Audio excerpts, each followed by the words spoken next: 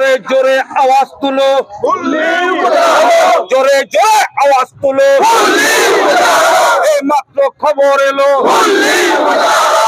সংগ্রামী ভাইয়েরা, আমরা গত কয়েক মাস আগে প্রত্যেকটা জায়গায় বলেছিলাম যে মির্জা আলমগীর স্যার নির্বাচিত হলে আমরা উনার কাছে কিছু চাইতে হবে না। ইতিমধ্যে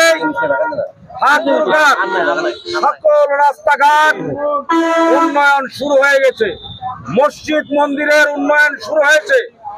আজকে ঠাকুরগাঁও বিশ্ববিদ্যালয়ের ভিসি নিয়োগ হয়েছে এবং আমরা কিছুক্ষণ আগে জানতে পারলাম আমাদের এই ভুল্লি জনপদের মানুষের চাওয়া পাওয়া একটাই ছিল যে আলমগীর স্যার মন্ত্রী হবে, উনি আমাদেরকে উপজেলা দিবে।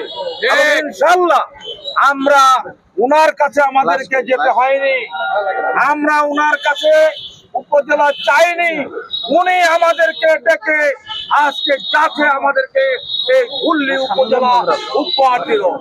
ঠাকুরগাঁওর ইতিহাস হাজার বছরের ইতিহাসে মির্জা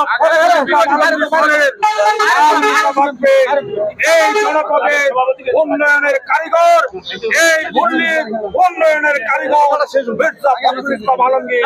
তাই ভুল্লিবাসীর পক্ষ থেকে আমরা